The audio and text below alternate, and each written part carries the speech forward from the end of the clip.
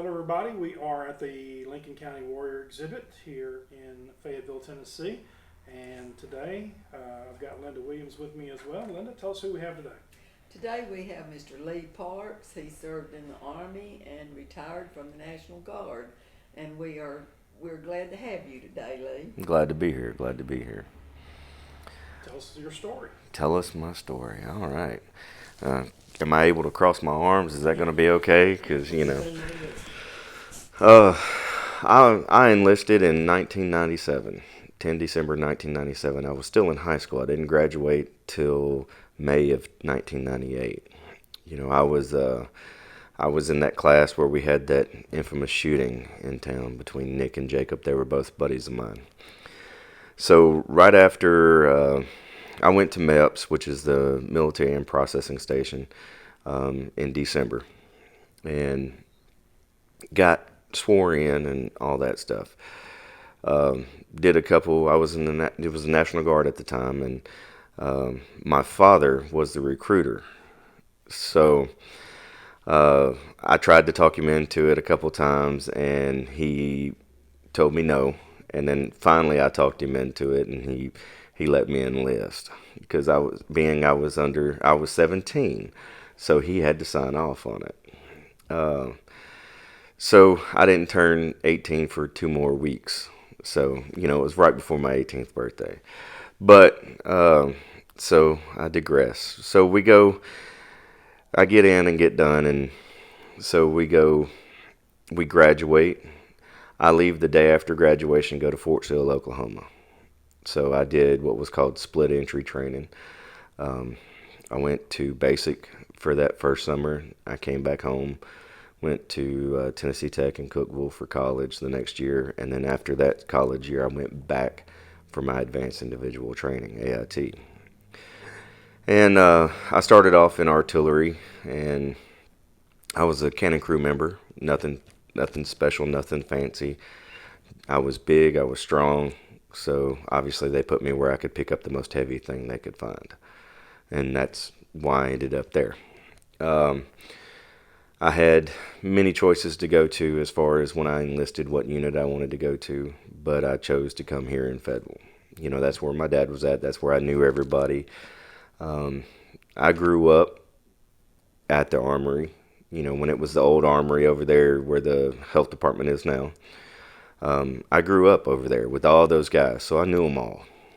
And I did well. My first field training exercise I went to later the second year. They do with bonding, military. They're just bonding between soldiers. Some people call it hazing. It's not really hazing. It's a bonding experience. We were down in Camp Shelby, Mississippi, and several of the guys that are on the wall here, guys that I really love, man, do anything for them, still to this day.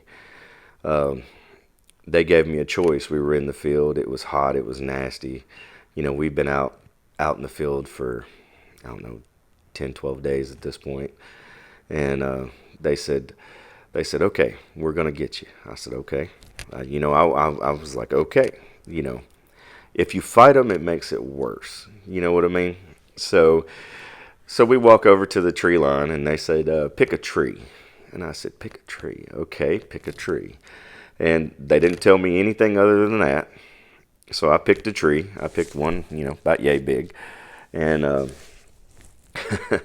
they commenced to picking me up and put me on that tree upside down. And then duct taped me on that tree from my knees down to my shoulders. And if any of the guys that see this that were there, they laughed, and I was laughing. It didn't hurt.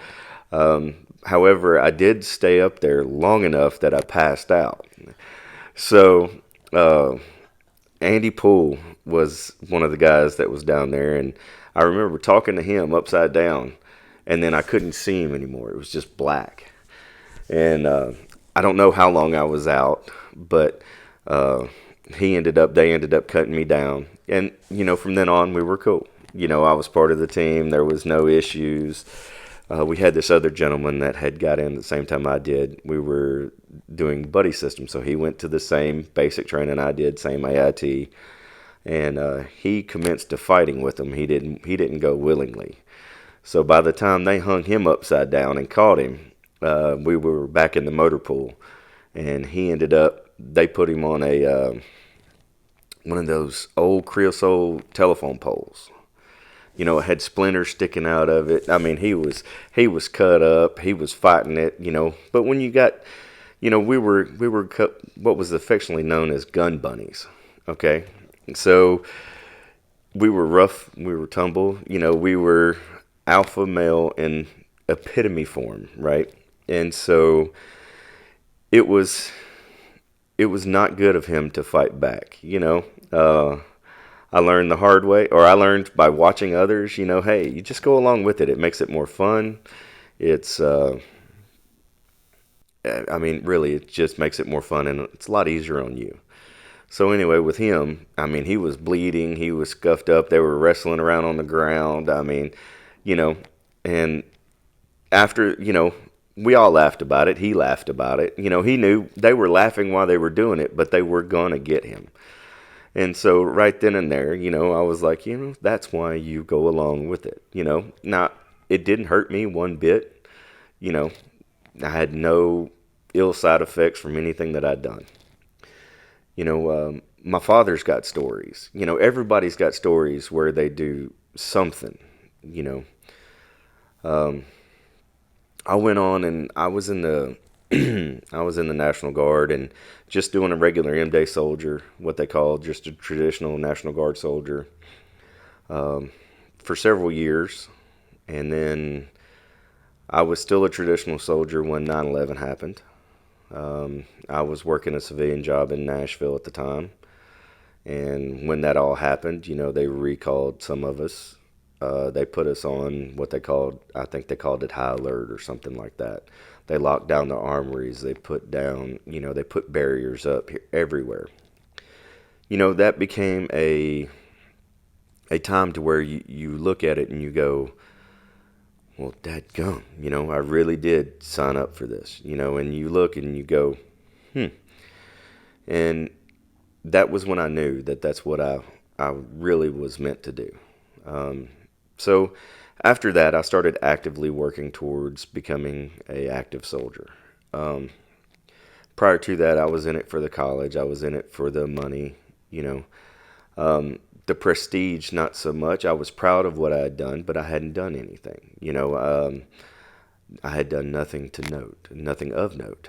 And so after 9/11 happened, you know, it became more real for somebody like me. You know, we were young. I mean, at the time I was, you know, 9/11, let's see, I turned 18 in 98, or not, yeah, 97, the beginning of 98. So, you know, I was 20 years old.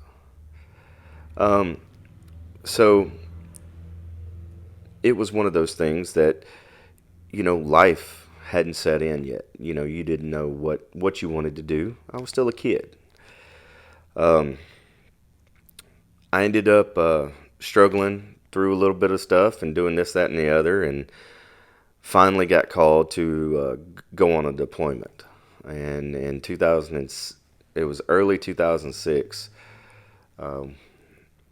You know, they were standing up a unit to go, a volunteer unit, complete volunteers out of Tennessee.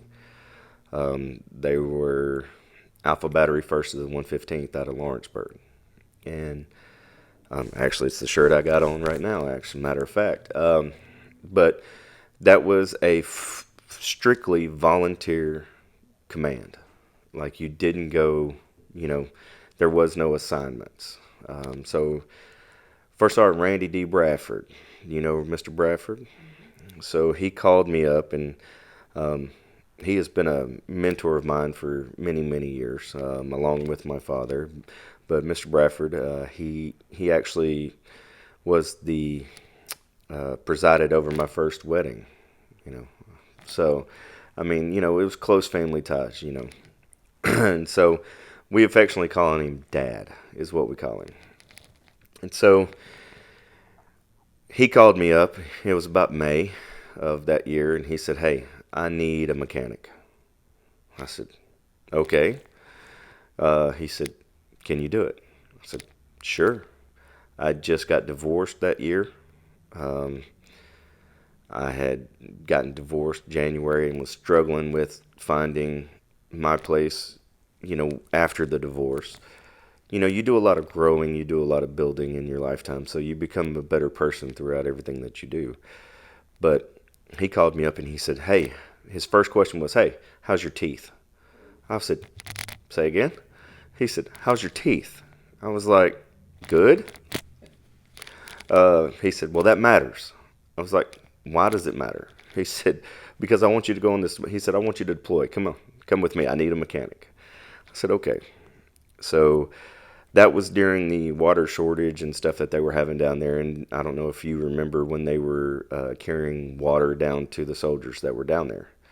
So we loaded up Down where? down to Camp Shelby, Mississippi, was where everybody was at that time. And there was, I drove, me and Charles Howard, and I can't remember the other guy that was with me. There was three of us. We jumped in a 5-ton. We had pallets of water on the truck, pallets of water on the trailer, and we drove to Mississippi. And that's where I stayed. I had all my gear, and I stayed. And I passed the horse exam. They call it the teeth exam. They made sure that you had nothing. They did that because they wanted to make sure that while you were in a combat zone, you didn't have any issues with your teeth. You didn't have, you didn't need a root canal. You didn't need anything like that that would inhibit your duty, inhibit your job position, or take you out of service. When I got down to Mississippi, they said, "Oh yeah, you're good to go. All we got to do is pull wisdom teeth." I said, "Okay." So they pulled my lower 2 wisdom teeth, and we began training. And I trained with the mechanics, with maintenance, and we did all the training. We were down there for probably 6 months. And no, maybe not, maybe 3 months. I think it was 3 months we were down there. And we lived in the field most of the time. We didn't stay in the barracks much. We didn't, we were field soldiers. That's what we did. So we get on a plane. Now, the first time I'd ever got on a plane was when I went to basic training. I'm not a big fan of flying. Never have been a fan of flying. The guy that was with me when we went to basic training, he put me on a window seat. He put me on the window seat because either one of us could have sat in either seat. And he said, no, you stay over there. He knew that I didn't like to fly. And he would freak me out. He'd be like, look at the wing. And as it's moving up and down, planes are supposed to do that. I didn't know that. I'm like, so, there was all kinds of stuff that came in with that. So they go to put us on a plane to go to Kuwait. So we flew from, what was it? We went down to somewhere in Mississippi. It wasn't Camp Shelby, or it may have been Biloxi or Gulfport or something. But we flew from there to New York, from there to Bangor, Maine, from Bangor, Maine to Ireland, from Ireland to Germany to Kuwait. And then in Kuwait, we got off civilian aircraft and got on C-130s. And we flew from Kuwait to Iraq. And again, for somebody that doesn't like flying, was not familiar. Yes, it was 24 hours worth is what it was. So I got to see 2 sunrises that time. It was kind of strange, but it was an interesting experience, to say the least. So what they forget to tell, Army guys, we're ground guys, most of us, especially me. I'm a ground guy, I'm a wheeled guy, track guy. I'm not aviation by any stretch. Well, they did not tell us that they were doing combat landings coming into Kuwait. And do you know what a combat landing is? Okay. So in the back of a C-130, they have nets that you sit in, okay? And you're sitting in there, and you've got all your gear right here in your lap. You've got somebody on each side of you. You're packed in there like sardines. The other side is so close to you that your knees are in between their knees. All right, so you're interlaced like a zipper almost as you go down through there. And you've got all your stuff right here. And there's no air conditioning, there's no cooling, there's no, no heat, no air, no nothing. It's whatever it is, that's what it is. And it's really, really loud, and so you got earplugs in, and they file you on here and they put you on this plane. And you're like sitting sideways. Like, this is where I was sitting, this is the front, that's the tail end. Okay, great. Well, you're sitting there and you can't move, you're hot, it's Kuwait in June, or no, September. And it was just hot. And so you're sitting there, and then all of a sudden the plane goes like this. And you're like, all of us in the back are going, because most of us were kids. Got no lie to tell. We were inexperienced, we were young, we were kids. So they take it down at about a 45-degree angle, and then they turn it this way, come up, and then back down, and then land in some form of variance of that. So you're in the back with, 80 people, 80 soldiers. We don't know what's going on. Most of us were young. And, we're all gung-ho, yeah. And then that happens. And you're going, ah! You hear people screaming, and then it started. I had one guy on the back corner over there. He got sick. So now take in mind that you're packed in here like this. So that guy gets sick, and he just, vomits. Well, what does that do to the next guy? So I think all in said, by the time we land, there was like 13 or 14 people that had vomited. And the whole plane just, it was awful. Yes, it reeked of vomit. And so luckily where I was at, nobody in my general vicinity did. Although, it was a struggle, because, the whole plane just smelled like it, and so we land, we get off there, and of course all the aviation guys, they're just dying laughing, they're just like, they're laughing at all us little ground kids.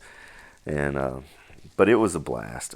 We got there, we went from, we were in, I can't remember, I think they called it Anaconda is what the base was called that we were in. And then from there, we were going to Taji, Iraq. And they put us on Chinooks, which is it's a two-blade helicopter. You see them around here from time to time. Well, somehow or another, it ended up where there was like 4 or 5 of us that, did not fit onto the 3 or 4 Chinooks that they had. So they put us on a Black Hawk. Again, I don't like to fly. Okay, like I said, I'm young, and I'm going, my eyes are this big around. I'm in a combat zone, have no idea what's going on. And so, I just know the training that we've been through, very, very hostile, very this, very that. So we get on the bird, and they take off. And the Chinooks, they go up high, and they just, and I believe I was told, and I don't know if it's true or not, but I've heard it is on multiple occasions. The Chinook is the fastest helicopter that the Army has. Straight line. Now, it can't bank and turn, but straight line, it's faster than anything. So I was on a Black Hawk. They didn't fly like that. Where the Chinooks, they were flying at an angle, like this, and they were getting it. The Black Hawk was right over the trees, right over the power lines, just, and all I'm thinking is all this stuff running through my head, because I've got a window seat, so like right here is outside, there's nothing.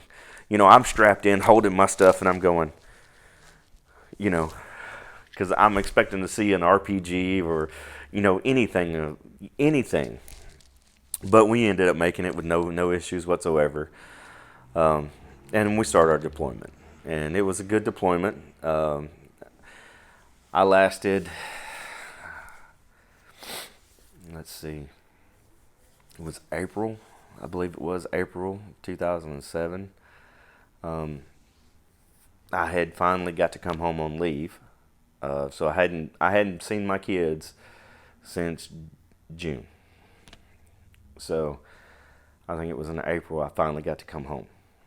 Um, so my youngest sister, one of my youngest sister, next to youngest sister, was getting married, and I was coming back for her wedding. She didn't know it.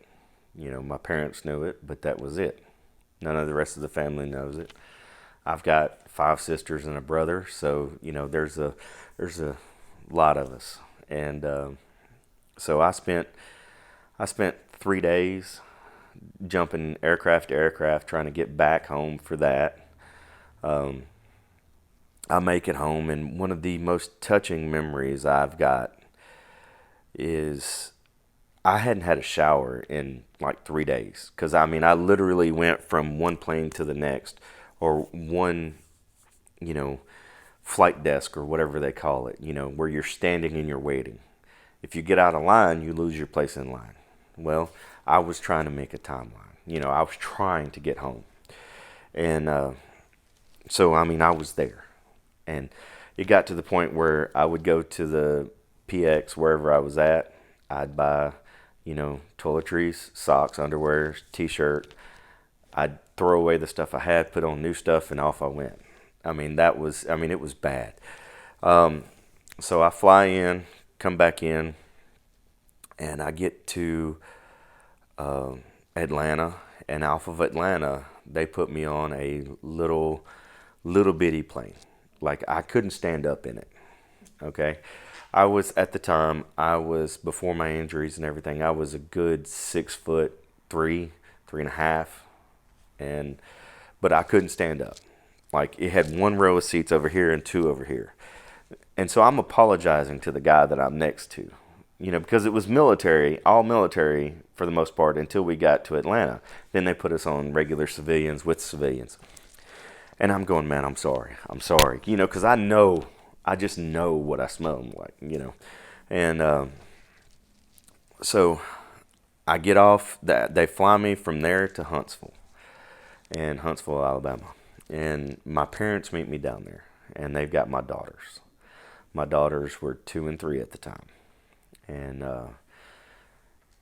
I've got a picture of this at home.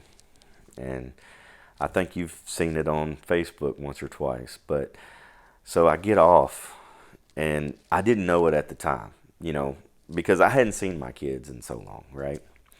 So I had my 3-day assault pack, is what they called the little backpack. I had it on, had my uniform on. I think it was the ACUs down there, I think is what it was.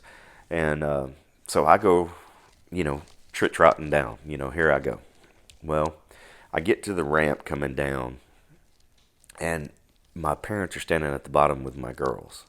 And my girls come running up, hey, Daddy, and I'm like, so I kneel down on the ground. I pick them up, and I'm kneeling on, I think, on my right knee, and I've just got one of them sitting on my left knee and holding the other one, and they're just excited.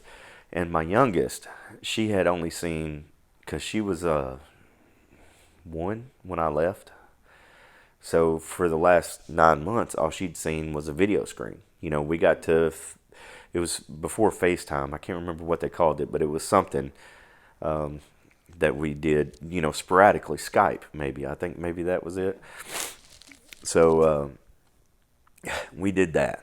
And so I say that because I'm holding her and I'm looking at her. And she just looks at me with a puzzled look on her face and reaches out with her hand and touches my face. And I'm going, I said, hey, baby, it's me. I'm right here. And she's like, Daddy? And just keeps tapping on me. And then it finally dawns on her that it's me.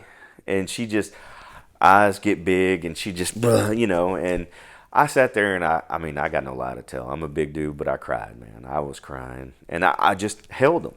I just held him. Well, I didn't know it, but I think my dad took the picture, but I didn't know it till after the fact because to me it was all a blur. That's my whole world was right there. All the people that were on the plane, they stopped at the top of the ramp, and all the people that were down there on the bottom stopped. So nobody was coming through. I don't know how long I sat there. I honestly don't. But nobody moved until I moved, till I stood up with my girls, to go see my parents, who were at the bottom of the ramp. But I just stayed right there. And, I always remembered that. Well, I had no idea that anybody ever had a picture of it. And when I went on my second deployment, my dad gave me that picture before I left. So, but that was one of the most touching moments in my life. I can understand that. I mean, it was one of those things that even now it's it's tender. I mean, it's one of those things that I'll never forget, and I love my daughters. But it's a story. It's one of those stories that I share with people because a lot of people don't realize how much you actually give up for your family. For your country. Yes. And so I came home for the wedding, did that, and then, I went back. So I was back, and I was, 24 hours in flight, miserable all the way. Get back to country, and I'm sitting there, and I'm sitting in my room, and I'm just twiddling my thumbs because my group's out. So we did convoy security, and you get assigned with certain group, and that's where you stay. You have your own group that you go with. So they were out on a mission, and they were going to be gone for like 13, 14 days. And I was bored. So I went to First Sergeant Randy Bradford, and I said, "Hey, Top, you got to do something." I said, "I'm going stir crazy," because you get in that mode. You get in that mode to where you have to work. It's part of what you are at that point. And so he puts me with another group. They needed a driver. I was like, "Sure, I'll drive. I'll do whatever it takes." So it was only supposed to be a short, I think it was like 3 or 4 days, be gone. So I'd be back in time for my group so I could catch back up with my guys. And we go out on our mission, and I think we're on like the second night of it or whatever. And that's when I got hit with the IED. IED is a improvised explosive device. It's basically a bomb. So I was going around a corner, and I was driving, and I saw it, and I saw it too late. But I was going faster than I was supposed to be going. They told us that we couldn't go any faster than 45 miles an hour. I was running about 55. I was ready to get back, and the guy that was triggered it happened to be he was off on the right hand side.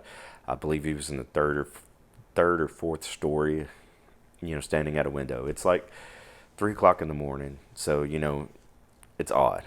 Well, when he hit the command wire to go to detonate it, I was going faster than he thought I was, so it hit the back end of my truck.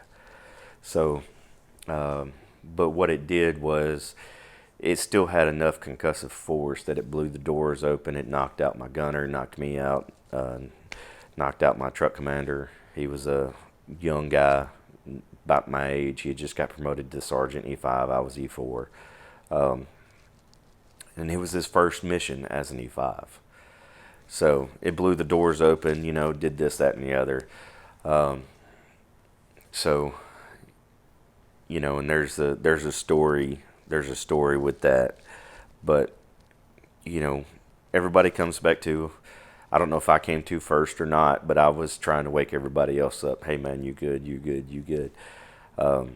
Had flat tires on the back of my truck, holes through everything, and I've actually got a piece of the copper that they used It had went through the side of the truck, through a box that we had in the back where we kept our gear in the dry. It went through our gear, and it stopped on a dovetail chair, like a little hunting dovetail chair that folds out like this. It's aluminum. How it stopped it, it must have just slowed just enough, but it made a perfect imprint and stayed in there. And I've got it at home. I'm not supposed to bring that stuff back, but I brought it back anyway, and I've got a shoelace in it. So I drive the rest of the way in, pushing the truck in front of me, just pushing him, because my adrenaline was spiked through the roof. I was just all over the place, and so I was driving on dead tires, flat tires, just getting it, and so we get back to post. My roommate that was in the room with me, he was in a gun truck behind me. He said, dude, that had to be a 35-foot fireball. He said, I couldn't see the truck at all. He said, all I saw was a big explosion. And he said, I thought you were dead. He said, then I saw you come rolling out the other side and heard you on the air. I was like, well, it takes more than that, And so I get back, and we get grounded to do paperwork, So it's like 7 o'clock in the morning there. It's like, I think it was 8 o'clock at night here, or something like that. So I called. I had these little. This is before cell phones became extremely prevalent, but I had a little Nokia cell phone, and it cost me like $3.50 a minute to call.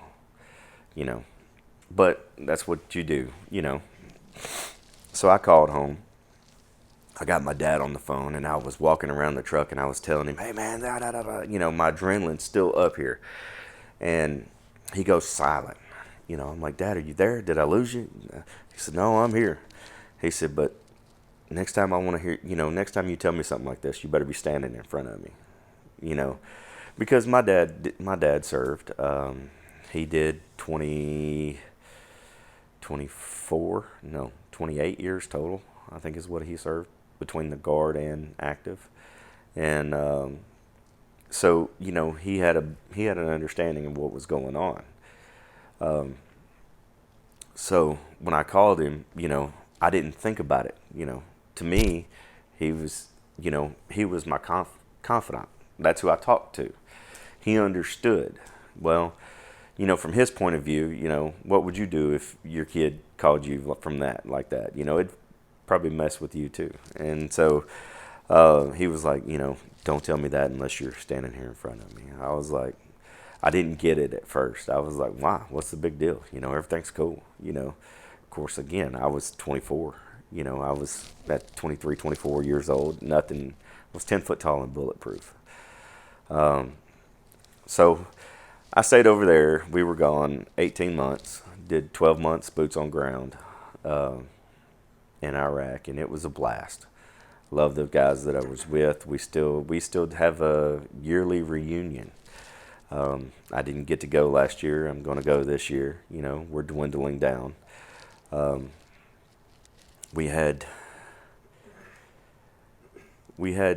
several instances, with enemy fire. We've had all kinds of stuff. We've had people hurt, people killed. But the hardest pill to swallow is after we came back. After we came back, we weren't home 2 days. And one of our guys, actually from Winchester, he, for whatever reason, decided that he was done living. And he took his own life. So we weren't home 2 days, and that happened. Within the next year, after getting back, we lost 4 on top of that one. 2 years later, we lost another couple. So, you realize how things affect people differently. We had soldiers, for the most part, we take and we compartmentalize. We shut down this part of our brain to only work this part, you know. So, but after you get time to reopen all those barriers, you know, bad things happen.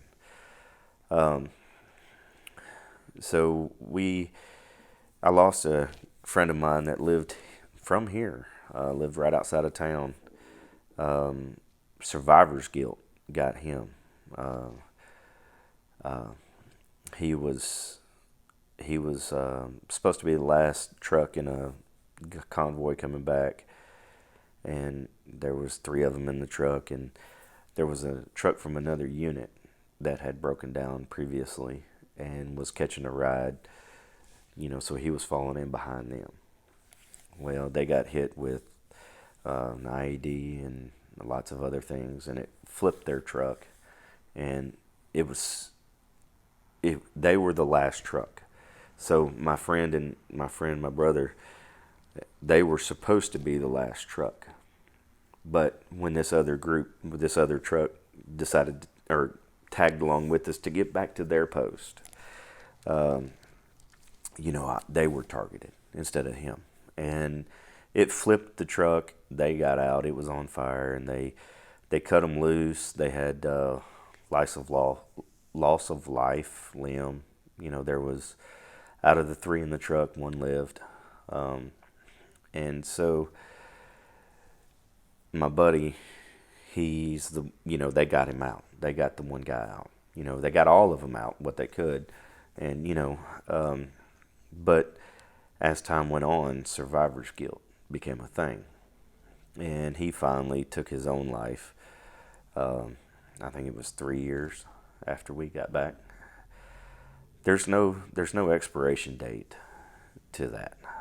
A lot of people think that, you know, during that time that, you know, you'll have time to readjust. You'll come back to your senses. You'll do these things.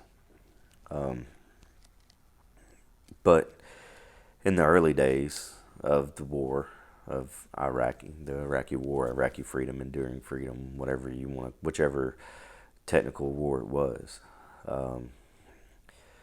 you know,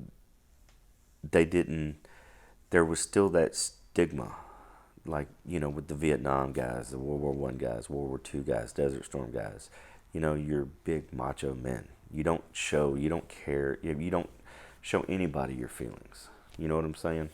And and I think with the things that happened during, you know, my deployment and that whole time frame, the Middle East conflicts, you know, it opened the eyes to a lot of the medical professionals, the hierarchy within the military, within the civilian world. You know, hey, we need to get these guys help. You know, not everybody got combat while they were there. Some guys never left post, and that's okay. You know, it takes everybody. You know, when you're there, you're in the mode, you're in the moment, you're in that mindset. So you don't think about what you're doing, you just do. You know, you're trained to do it, so that's what you do. So, you know, went through that rough patch. After that, I transferred out of Middle Tennessee. When I got back, I became a full-time soldier after that deployment. I became what's called a technician. It was a DOD employee you had to be a Tennessee Army National Guard member. However, I wore a uniform every day. I started off as a mechanic and then ended up at range. I was a instructor for Shoot House, which is a room clearing tactics and stuff like that. I did a lot of training with that. I was a target repair. I was, you know, every day I was around gunfire, you know, and I didn't think anything of it. I really didn't. I enjoyed what I did. I did it day in and day out. You know, I'd stay late helping train soldiers. That's what the case needed. That's what needed to happen. That's what we did. I took pride in what I did because I was training those soldiers to be the best they could to go do what they were doing, whatever it is they were doing. So, we had accidents at the range, misfires, ricochets, people would get hurt, killed, whatever. Luckily, not a lot of those. We tried to take a lot of good care to make sure that we were on the up and up, and we followed everything. Well, the unit that I had transferred out to, I was still in the National Guard. Although I worked at the range full time, I was still a regular M-Day soldier. So I was with a unit out of Memphis, Tennessee, out of Covington. It's 278th. And so their number got called for deployment. So without even hesitating, I was like, yeah, sure, let's go. I was in maintenance at this time. I had been promoted. I was an E5 sergeant, and we go back to Iraq, and we go through the whole train up. We go do all that, and at that point in my life, I had started to look at things differently than I did the first deployment. So after my second deployment, or my first deployment, I was at the VA in Murfreesboro. I had to get some meds or something. There was something I was up there for. And I'm standing in line at the pharmacy. And up until this point, my life is all like, it's almost like poor pitiful me. The whole world's against you. Your whole mindset changes, right? So I'm standing in line up there, and there's this guy behind me. And he was a World War II vet. He had an Agent Orange. He was missing one leg. He was blind in one eye. He was just a disaster. But he was smiling. He was laughing. He was carrying on. And I talked to him for probably 30 minutes or more. His granddaughter or great-granddaughter, I can't remember which, was carrying him around. Because he couldn't drive. He was, in his 80s or 90s. He was on oxygen, but he was the happiest guy. And he was like, he said, look at what I have.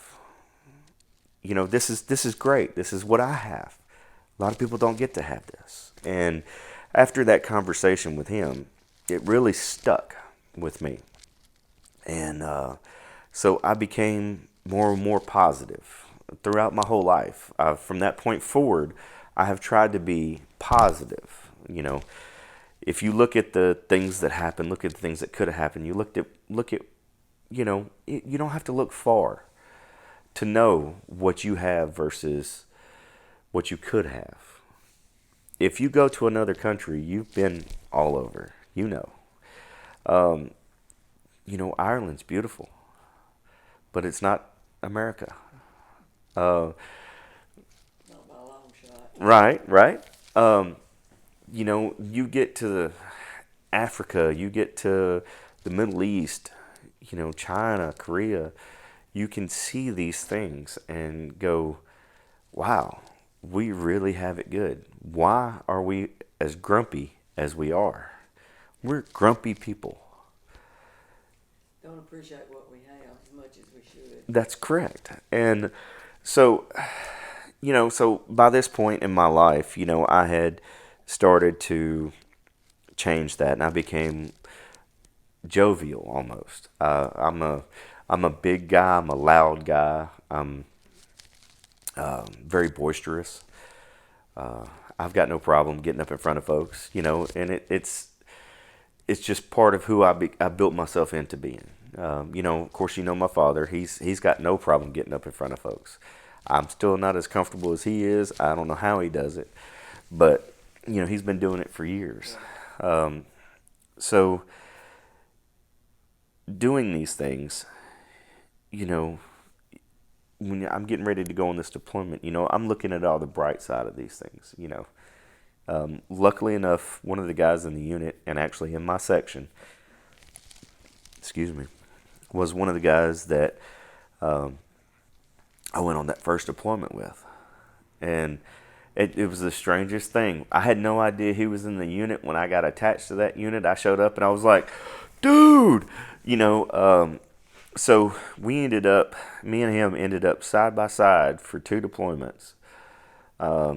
We were in the same unit for 8 to 10 years, somewhere around in there, until I retired. When I got ready to get my staff sergeant, my E6, I knew I was getting out. I knew I was getting close to my 20 years. I knew with my injuries, I couldn't continue to do what I was doing. So when they offered it to me, I was perfectly happy being where I was at. And if I took that slot, yes, it would have meant more retirement, but it would have hindered him, because he had plans to stay. And so I passed up my 6, I think, 3 times. Gave it to somebody else. Said, no, let him go. I'm good.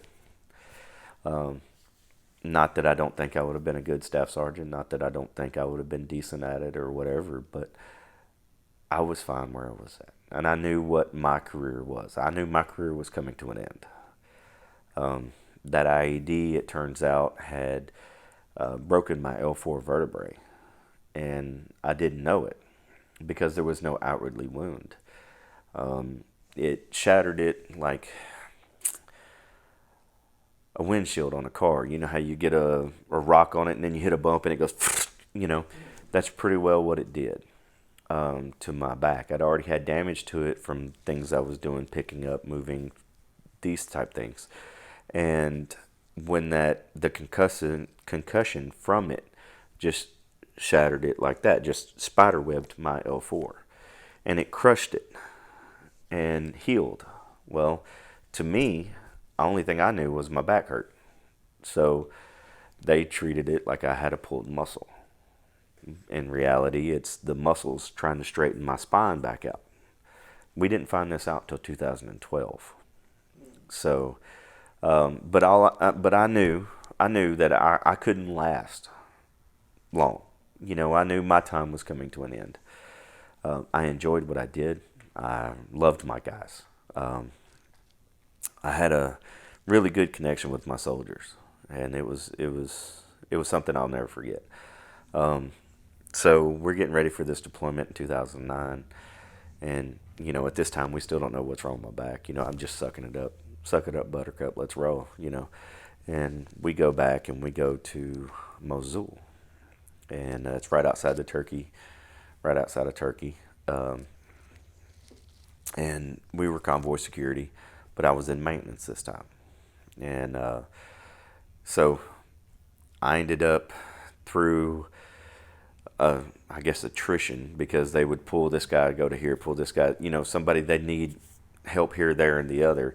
They pulled our E8, pulled him some to another unit. They pulled our E7 to another unit.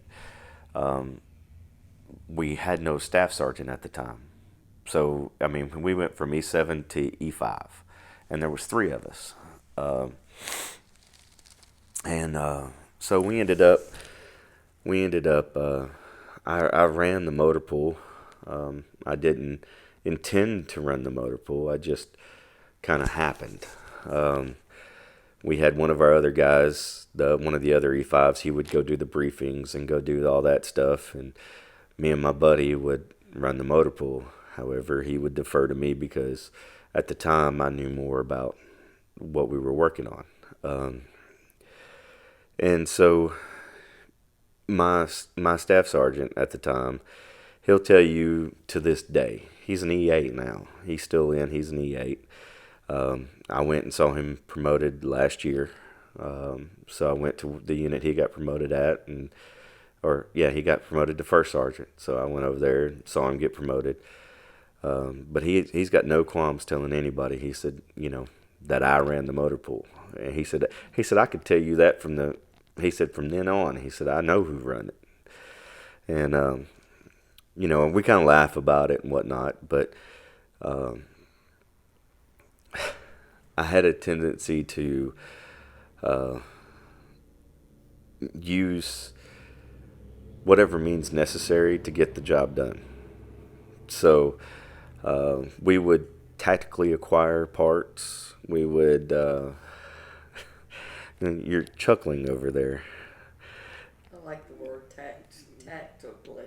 Tactfully Tactfully, acquire parts. We would, you know, you're on a base with a bunch of folks. You know, part supplies are not always as there's no surplus. You know, so you do what you got. You do what you got to do. You know, we called the E4s the E4 Mafia. You know, that's what that E4, that sham shield, because there's a bunch of liability. There's a bunch of things that you can get away with as an E4 that you can't as a sergeant E5. So you could tell some of the E4 Mafia, hey man, I need this part. You don't ask questions where the part came from. You don't. I appreciate it, man. Here's your whatever it is. The trade was. But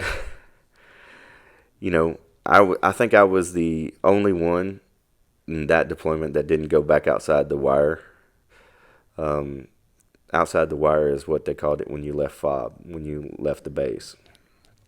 Did you have much interaction with Iraqis? When I was in Taji, half of the base was Iraqi. So you could go over there any given day, anytime you wanted to. You could deal with them. The third country nationals were always in the mess hall, the dining facility. They were everywhere. That's who cut your hair. That's, you did your clothes. You had to go pick up your clothes from the cleaners, because they didn't, when you're over there, water is scarce. So they don't they just don't have washers and dryers laying around. You have to take them to a certain facility to get that done. So you meet a lot of them. You talk to them. You get to know them. We had, I think it was during my 06-07 deployment, one of the barbers who had been a barber on the post for like 2 years. He brought a bomb in one day. I mean, they caught him. Of course, none of our guys were anywhere near, but I mean, you never, there's always a level of distrust. You'd be sitting at the dining facility, and the dining facility at Taji had 3 roofs. It had the regular roof, and then it had another one and another one. And there was all the time. Mortars were hitting, where we stayed at Taji, there was mortar fire every other day. I mean, it got to the point where when we would go to other bases and we'd hear their sirens or whatnot, we'd just carry on like nothing was happening, because our mentality was, if it was your time, it was your time. There was nothing that you could do to stop it. One of our other guys, we were sitting, it was in Balad, I think. We were sitting in the area that we got together before we went outside the wire. And he was sitting on top of his truck, just, full gear on, just waiting. He was a gunner, so he was on the top. And he got shot. Inside the wire. Inside the, it didn't hurt him. Didn't even know he got shot till later. The bullet hit one of the side protective plates that he had on his arm. We all had on our arm. And it followed the Kevlar around and came out the backside. He felt it hit him, but he didn't, it didn't feel like it didn't feel like that. So when we got back to post, we're debriefing and, getting everything off. He's like, man, what in the world? And you can see the scorch mark from where it went through there. He's a really good guy too. But there's a bunch of things like that to happen. We had people get hurt and things like that. But, it's funny that when you first get there, like during my first deployment, when you first get there, everything's, you're wide-eyed, you know, you're looking at everything, you're doing these things. But by the time you leave, you're like, it is what it is. It's one of those things that you just go, huh. You don't think that much about it. So when I went back from my 9 and 10 deployment, my mentality had changed. I had become more jovial. I had become lighter hearted. I knew what I had to lose. I knew what I had at home. My daughters were old enough that I had, time with them to figure out where everything stood. Does that make sense? So I had nothing to prove. I had nothing to prove, which I never should have had anything to prove to begin with, but You were young. I was young. So when we go back over there, some of the young guys, they were like, come on, man, come outside the wall, come with us. They all wanted me to go because, I was good at what I did. But I told them, I said, look, there's nothing that I left out there that I need to get. If I left it out there, then I hadn't missed it, so I don't need it. I'm fine here. Because there were times that, things were more active than they weren't, and so I would take and just do my job, and I did it well. There was one time since I was running the motor pool, my first sergeant was a black fellow out of Memphis, and he's a good dude, loud, in your face kind of guy. It was fun. He came in on his truck, and once you get a vehicle, you kind of make it your own. So you want your vehicle, and so his vehicle came in. He said, "Hey, Big Spoon." I said, "Yes, sir." He said, "I got an issue." I said, "All right." He said, "Check it out." I said, "Okay." So they came in, and I go in, and I start looking at it, and it's what we call a safety fault. It's something that could potentially cause a life-threatening situation. So you don't approve those. You don't, if it's not fixed, it doesn't leave. So he went, and I ordered the part that I needed to get his truck fixed. He took the paper, and he went and got it signed off by the commander and brought it back. Said, "Here, I'm taking my truck tonight." I said, "First off, you don't need to take your truck." I said, "That's a safety issue. It's a brake issue is really what it was." And I was like, so you don't need to take it. He said, "No, I'm taking my truck," and used lots of explicitives, and, it was loud. And I just stood there. I said, "Roger, first sergeant, roger that," So they go back, and they go to sleep for the day so they can run that night. I take his truck, and I pull it in. We had a concrete pad. That was where we did our work. We had no sides, no walls. There was nothing to protect us from, whatever elements were out there. But so I pulled it up on there, and I jacked it up, put it on jack stands, and I took all 6 wheels off. I took 2 wheels and put them over in this unit. I put 1 wheel over in this unit, 2 wheels over here, and I locked 2 up here. And so I went ahead, and I got another truck, and I transferred all his things over to it. I had it all signed out, had it dispatched, had it all ready, because I knew what was coming.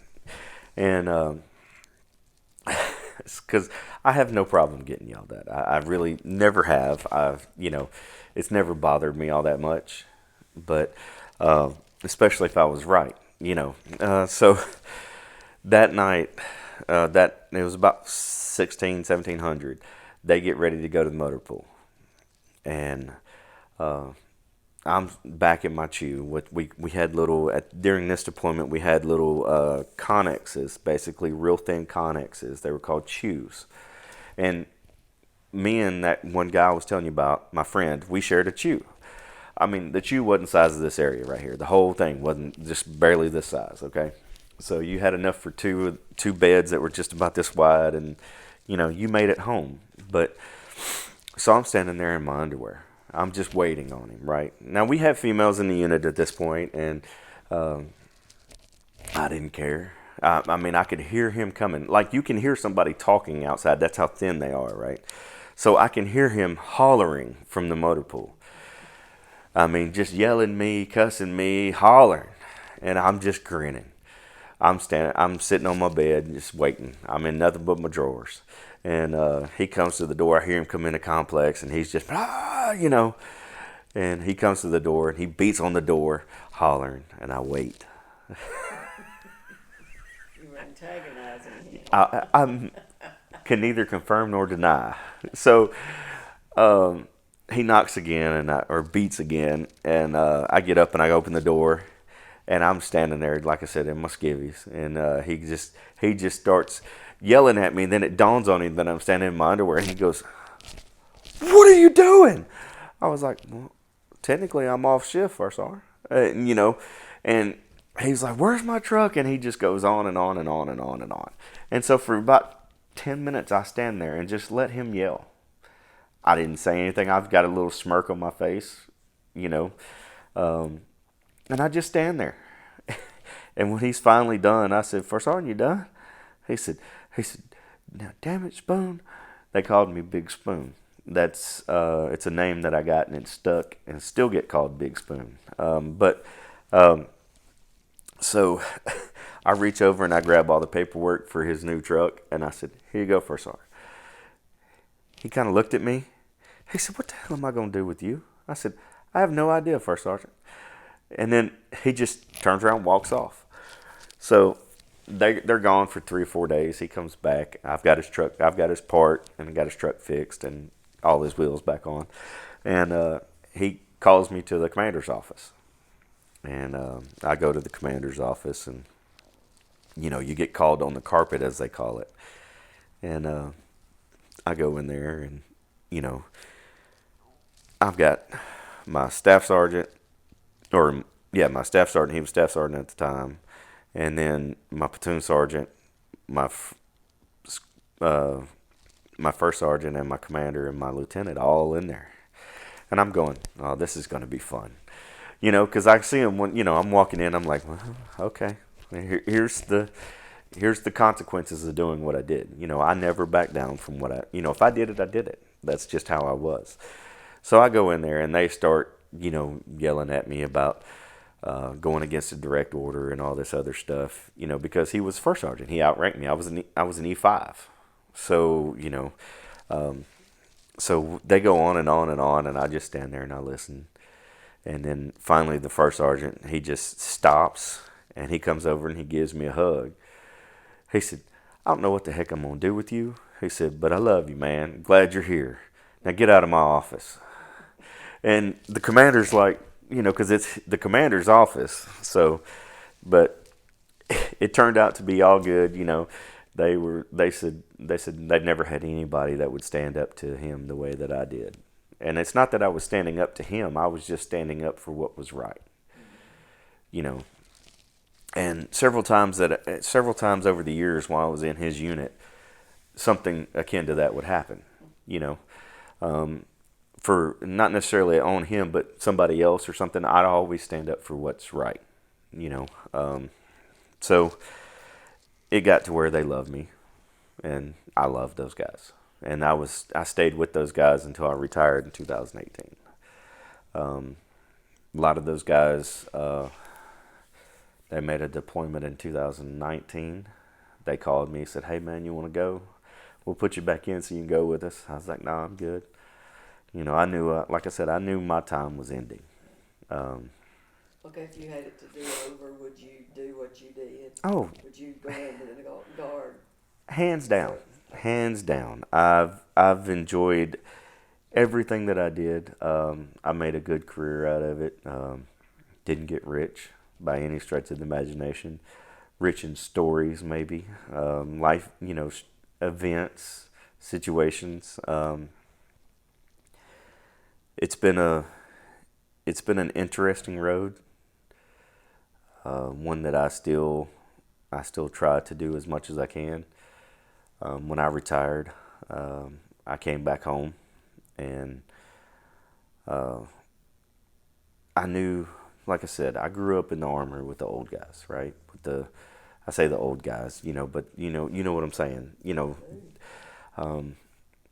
So when I came back home, I started seeing some of those guys and seeing them around town and seeing how they were living, how they were, not really cared for, taken care of.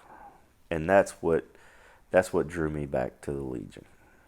Drew me to the Legion, not back. I had been out for 2-3 years before I decided to join the Legion,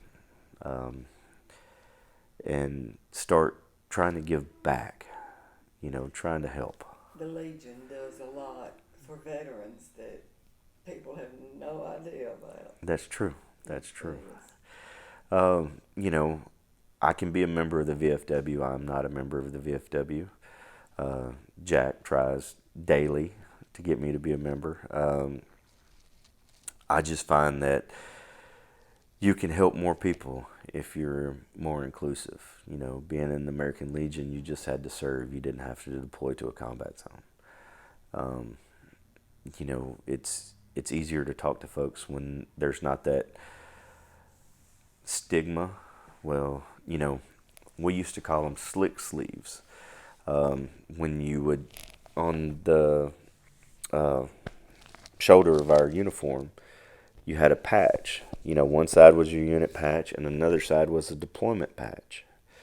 If you didn't have anything over there, you were slick sleeve. That means you hadn't deployed. That means that you were unworthy to some people. Because it's always, you'll have those guys that have, one-uppers. I did this. Well, you're not better than me. So as my perception changed, over the years, when I first got my first combat patch, I was, buffed up, puffy chest, I was rooster, but the more that I grew into that, the more I grew up in my service, the more I learned that it didn't matter, because it takes everybody to make that happen. That's what I try to tell people when they say, my picture shouldn't be in this exhibit. I say, did you serve your country? Well, yeah, but I didn't deploy. I didn't fight in a war. And this is not about fighting in a war. It's about serving your country. And it takes all kinds. It does. My father is one of those guys he probably had a lot to do with my train of thought. He never did deploy. It's not that he didn't try, but because of his skill set and what he did, they didn't allow him to deploy. So there was, certain jobs, you get, like a recruiter, for instance. Without a recruiter, if you take somebody that's been recruiting and you send them elsewhere, you've got to fill that spot. Well, in the meantime, you're going to lose recruits. So the Army looks at that as a loss. So I think all services, you join, they send you where they want you to go. Yeah. You don't really have that option. True. I'm saying. True. But we certainly appreciate you coming today and talking to us. It's been very interesting. There's a lot of stories I can tell, a lot of other things. That was just a brief overview. I try to talk to anybody and everybody I can. Me personally, I got diagnosed with PTSD. I had no idea I had it. Where I was around, I did a deployment, then my day-to-day job became at a range. And then I did another deployment, came back to the range. I had no idea what everything had changed. And once I did figure it out, it cost me a lot. But once I figured it out, figured out how to express and say, hey, here's what's going I was able to get help through the VA and control that to some extent. And I was still in when they finally diagnosed me, and when we finally, it took us 3 years to get the right combination of medications to get me where I needed to be, and not as angry as I was. So once I figured out the benefit of that, I became one of those guys that would actively talk about it, because if you don't break the stigma, who's going to break the stigma? Does that make sense? It does. So I used my situation to help fellow soldiers that I was in with, some of my subordinates, some of my superiors even. I've got a bunch of the guys that I served with as E4, E5 with, they're first sergeants, they're, E7s, platoon sergeants, they're, commanders, there's officers, majors. So it's amazing. You see how the people that you deal with here grow and scatter, and it becomes a thing. You're proud to see what happens to everybody. After I retired, I had an event in Nashville, and I was doing something, and I hear my nickname. They called me Big Spoon, and I hear it, and I'm going, who in the world up here knows me by that?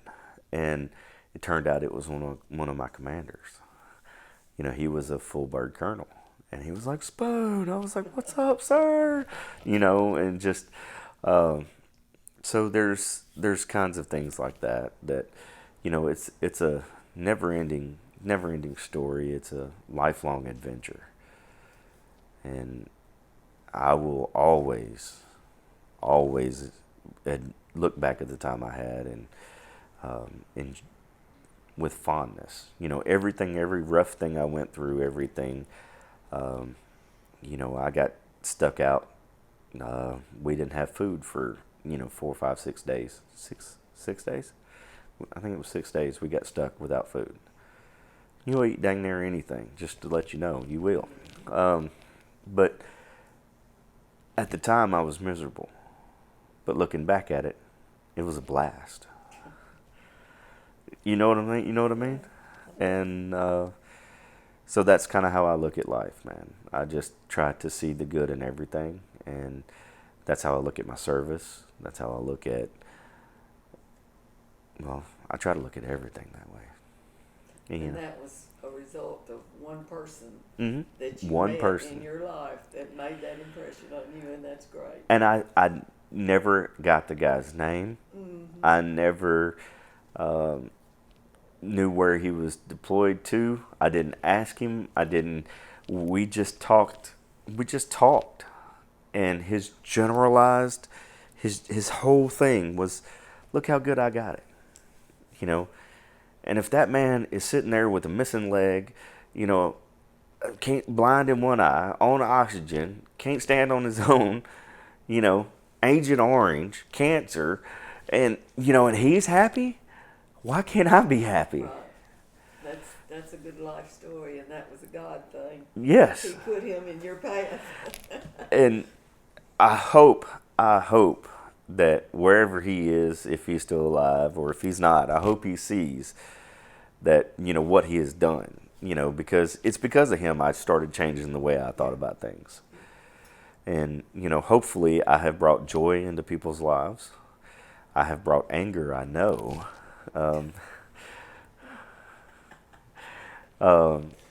So, it's kind of one of those things that I guess that's why I'm the way I am. I like to have fun. There's rules. You got to follow the rules. Can't help that. But you can have fun. Sure can. And Parks has been our guest. He's been Yes, good. he has. Appreciate He's your been service. good. thank you. Thank you Thank so you much very for much. doing this. I appreciate Don. Appreciate everything you do. Linda, you caught me. Thank you. Thank you. Thank you.